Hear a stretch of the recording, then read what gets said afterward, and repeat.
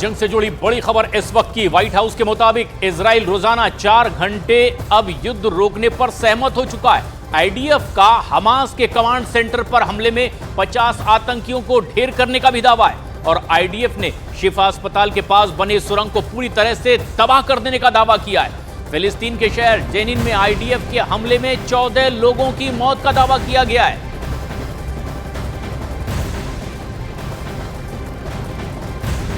और ये एक बड़ी खबर इस वक्त की। जंग पर इजराइल के पीएम ने इस वक्त दिया है एक बेहद अहम और बड़ा बयान। हमास के खात्मे तक ये जंग जारी रहने की बात कही गई है बेंजामिन नेतन्याहू की ओर से और नेतन्याहू ने कहा है कि उनके इरादे बिल्कुल साफ हैं।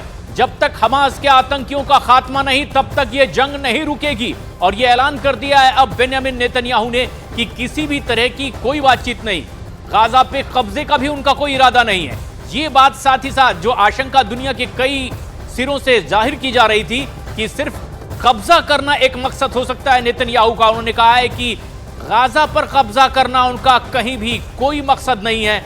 मकसद है सिर्फ हमास के आतंकियों का खात्मा जो एक बड़ा खतरा बने हुए हैं। और जब तक कि हमास के आतंकियों का पूरी तरह से खात्मा नहीं होगा ये जंग थमने वाली नहीं है। ये एक बड़ा बयान इस वक्त इजराइल के प्रधानमंत्री बेंजामिन नेतन्याहू का। लेकिन जिस तरह की आशंका कि क्या कब्जा करने के इरादे से जंग है, उन्होंने इससे साफ इनकार किया।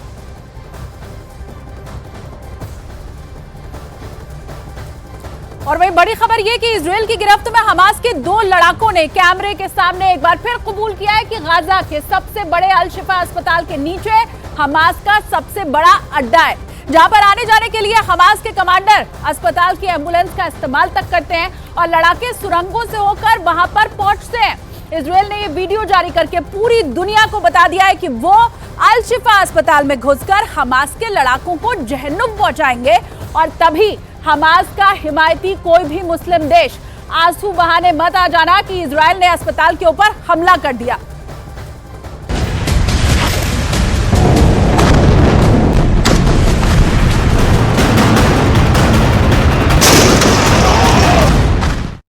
पिछले 1 महीने से इजराइल हमास के साथ जंग लड़ रहा है, जिसका मतलब है कि जंग के कायदे के हिसाब से इजराइल और हमास दोनों को युद्ध के नियमों का पालन करना चाहिए। लेकिन ना तो हमास को जंग के कायदों की परवाह है और ना ही इजराइल को। गाजा की गली गली में मौजूद हमास के लड़ाके इजराइल के नजरों से और इजराइल के हमलों से बचने के लिए हर वो पैंतरे आजमा रहे हैं जो उनकी हद में हैं। मसलन गाजा के आम निवासियों के घरों में पनाह लेना, लोगों के घरों से इजराइल पर रॉकेट दागना, शरणार्थी शिविरों में छिपना, एम्बुलेंस में आवाजाही करना और गाजा के अस्पतालों को कमांड सेंटर के तौर पर इस्तेमाल करना। युद्ध के नियमों के मुताबिक रिहायशी इलाकों, शरणार्थी शिविरों, अस्पतालों और एम्बुलेंस पर हमला करना वर्जित है। इसीलिए हमास के लड़ाके इन सभी जगहों का इस्तेमाल इजराइल के हमलों से बचने के लिए कर रहे हैं। लेकिन इजराइल साफ कह चुका है कि हमास के लड़ाके कहीं भी छिप जाएं, उन्हें वो छोड़ेगा नहीं। इसीलिए गाजा के अस्पतालों में छिपे हमास के लड़ाकों के खिलाफ कड़ी कार्रवाई करने से पहले इजराइल पूरी दुनिया को बता रहा है कि हमास के लड़ाके गाजा के अस्पतालों को अपनी ढाल बना रहे हैं। इसीलिए अगर इजराइल अस्पतालों को निशाना बनाता है तो इसमें उसका कोई दोष नहीं होगा। इजराइल ने हमास के पकड़े गए लड़ाकों का कबूलनामा एक बार फिर जारी किया है, जिसमें वो साफ साफ बता रहे हैं कि गाजा के सबसे बड़े अल शिफा अस्पताल के बेसमेंट में हमास ने कमांड सेंटर बना रखा है। आप भी जरा गौर से सुनिए।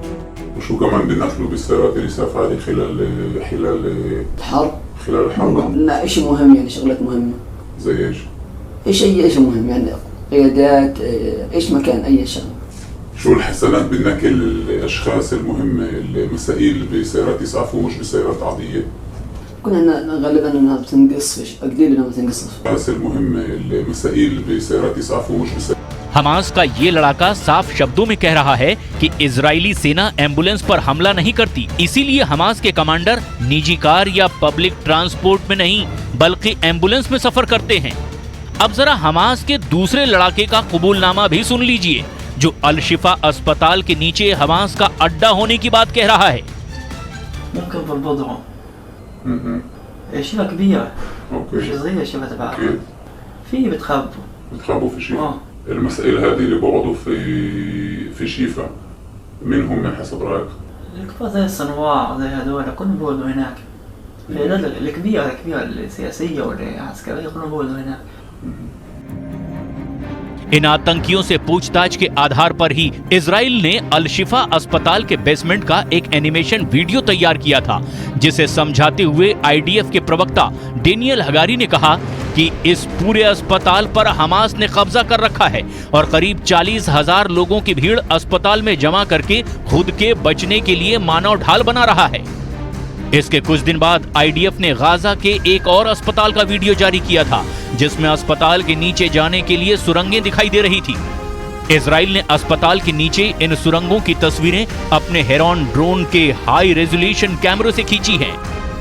7 अक्टूबर से गाजा पर हो रही बमबारी में अब तक हमास के 15 से ज्यादा कमांडर और सैकड़ों लड़ाके ढेर हो गए हैं। बाकी बचे लड़ाकों में जो घायल हुए हैं वह अस्पतालों में इलाज करा रहे हैं, और जो लड़ाके लड़ने की स्थिति में हैं उनके जान के लाले पड़े हैं, क्योंकि आईडीएफ ने गाजा को चारों तरफ से घेर लिया है, जिससे हमास के लड़ाकों के गाजा से भागने के सभी रास्ते बंद हो गए हैं। आईडीएफ को पुख्ता खबर है कि हमास के ज्यादातर लड़ाके अल शिफा अस्पताल में छिपे हैं, इसीलिए उत्तरी गाजा में मौजूद आईडीएफ अब अल शिफा अस्पताल की ओर बढ़ रही है, जहां हमास और आईडीएफ के बीच आमने सामने की अब तक की सबसे भीषण जंग हो सकती है। इस बीच गुरुवार की रात अल शिफा अस्पताल के परिसर में एक विस्फोटक आ गिरा, जिसके बाद वहां भगदड़ मच गई। इजराइल के पीएम बेन्यामिन नेतन्याहू ने फिर दोहराया कि हमास का खात्मा ही इजराइल का सबसे बड़ा लक्ष्य है, जिसे इजराइल हर हाल में हासिल करके ही रहेगा। You fought ISIS, you fought Al-Qaeda. It took you a long time. I don't think it'll take us that long by any stretch of the imagination, but however long it takes, we'll do it. इधर 7 अक्टूबर से अब तक Gaza में Israel के हमलों में कुल मरने वालों की तादाद 10,818 तक पहुंच चुकी है, जिनमें से 4,400 से ज्यादा बच्चे शामिल हैं, जबकि उनमें उन शवों की गिनती नहीं है जो मलबों के नीचे दबे हैं। इतने बेगुनाहों की जान जाने के बाद भी फिलिस्तीन ने इजराइल को साफ कह दिया है कि इजराइल हमास को खत्म करके भी उसे मिटा नहीं पाएगा, क्योंकि हमास सिर्फ एक लड़ाकू संगठन नहीं बल्कि एक विचार है, और विचार हमेशा जिंदा रहता है।